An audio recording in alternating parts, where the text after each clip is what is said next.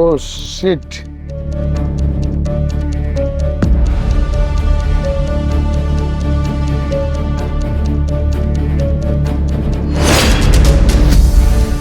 কি করি এখন? গাড়ির ভিতরে তো কেউ নেই, আশেপাশেও কাউকে দেখছি না। কি যে করি।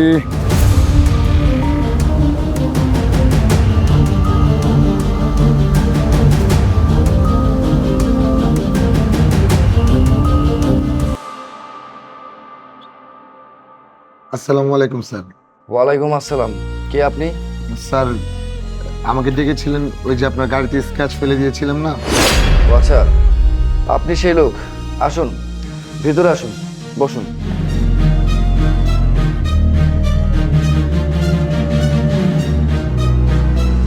আচ্ছা, আপনি আমার গাড়িতে স্ক্র্যাচ ফেলেছেন, আবার সেখানে আপনার অ্যাড্রেস, ফোন নাম্বার সব কিছু দিয়ে রেখেছেন। এইসবের মানে কি? আসলে স্যার, ঘটনা হয়েছে কি, আমি সকালে একটু তাড়াহুড়ো করে যাচ্ছিলাম, আর আপনার গাড়িটা যেখানে রাখা ছিল তার পাশে বৃষ্টির পানি ছিল, তো ওইখানে স্লিপ করে আপনার গাড়ির সাথে আমার বাইকটা লেগে যায়। তো তারপর আপনার গাড়িতে স্ক্র্যাচ পড়ে যায়। আর আমি এখানে অনেকক্ষণ দাঁড়িয়েছিলাম, আশেপাশে কাউকে দেখতে পাচ্ছিলাম না, গাড়ির ভিতরে কেউ ছিল না স্যার।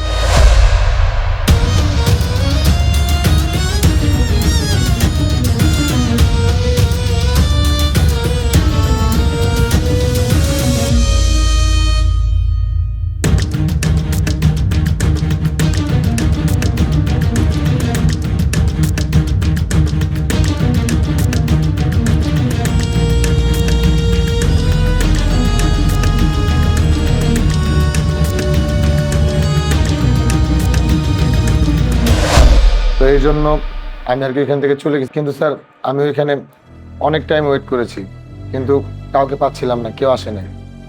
আর আমার একটা ইন্টারভিউ ছিল, তখন আমি তাড়াহুড়ো করে চলে যাই। আর ওই কাগজে আমার ঠিকানাটা দিয়ে যাই, আমার জন্য কারোর ক্ষতি হোক এটা আমি চাই না, তাই আমি ঠিকানাটা দিয়ে গেছি। আমার চাকরি হলে আমি এটা ড্যামেজটা দিয়ে দেবো, এই জন্য। চাকরিটা কি আপনার হয়েছে? জি না স্যার। আশ্চর্য ধরনের কথা, আপনার চাকরি হয়নি, তার মানে নিশ্চয়ই আপনার পকেটে টাকা নেই। আর যদি আপনার পকেটে টাকা না থাকে, আপনার চাকরি না হয়, তাহলে আপনি ডেমারেজটা দিবেন কিভাবে? স্যার, আমার যদি কখনো চাকরি হয় তখন আমি আপনার এই ড্যামেজটা দিয়ে দেবো স্যার। চাকরি? আচ্ছা, চাকরিটা কেন হয়নি আপনার? আসলে স্যার, আমি পারফেক্ট টাইমে বের হয়েছিলাম, কিন্তু আপনার গাড়ির সাথে রাস্তায় অ্যাক্সিডেন্ট হলো। তো এখানে আমি অনেক টাইম ওয়েট করেছি, তো তো আমার অফিসে যেতে যেতে 5 মিনিট লেট হয়ে যায়, তাই আর আমার জবটা হয়নি। আমি একটা কথা কোনোভাবেই বুঝতে পারতেছি না, আমার গাড়ির আশেপাশে কোনো লোকজন ছিল না, কেউই আপনাকে দেখতে পারতো না, তাহলে আপনি তো চাইলে কোনো কিছু না বলে সেখান থেকে চলে যেতে পারতেন, তাহলে এমন কাজটা কেন করলেন আপনি? কি বলছেন স্যার? আমাকে কেউ দেখতো না ঠিক আছে, কিন্তু উপরে তো একজন আছে, উনি তো সবই দেখতেছে, ওনার চোখ তো আর ফাঁকি দেওয়া যাবে না। তাই আমি এই ধরনের কিছু করতে চাই না, যাতে অন্য মানুষের ক্ষতি হয় স্যার। আরে ভাই, না আপনি আমাকে চেনেন না আমি আপনাকে চিনি, আমার সম্বন্ধে আপনার কোনো জানাশোনাও নেই। আপনি চাইলেই সেখান থেকে চুপচাপ সরে যেতে পারতেন। আমি হয়রানি হব কি না হব সেটা তো আপনার মাথা ব্যথা না, আপনি এত কিছু কেন চিন্তা করবেন? স্যার, আমার বাবা মা কখনো আমাকে এই শিক্ষাটা দেয়নি। আমার বাবা মা আমাকে শিখিয়েছে মানুষের সাথে কিভাবে ভালো ব্যবহার করতে হয়, মানুষকে কিভাবে বিপদে না ফেলা। আর আমি তো স্যার কখনোই চাইবো না আমার জন্য আপনি বিপদে পড়েন। আপনার গাড়িটা স্ক্র্যাচ পড়ে গেছে, আপনি কাকে না কাকে খুঁজবেন, কাকে ধরবেন, সেই জন্য আপনি যেন কোনো হয়রানি না হন, তাই আমি আমার অ্যাড্রেস, আমার ফোন নাম্বার লিখে গাড়িতে রেখে দিয়েছিলাম স্যার। আরে ভাই, আপনি আমাকে চেনেন না, জানেন না, আমার হয়রানি নিয়ে আপনার তো কিসের সমস্যা? আপনি তো চলে গেলেই পারতেন। আপনি আমার জন্য কেন হয়রানি হবেন স্যার? আমি চাইবো না আমার জন্য অন্য কোনো মানুষ হয়রানি হোক। বুঝতে পেরেছি। আচ্ছা, আপনার ফাইলগুলো একটু দেখি।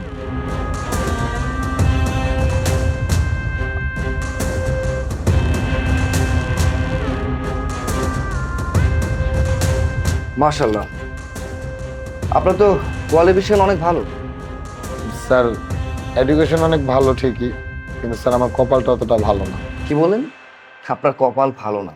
হুট করে আপনি আপনার কপালের দোষ দিয়ে ফেলবেন। কিন্তু আপনি জানেন কি, আমাদের সাথে যা ঘটে ভালোর জন্যই ঘটে, আর আল্লাহ সবকিছুর পরিকল্পনা আগে থেকেই করে থাকেন।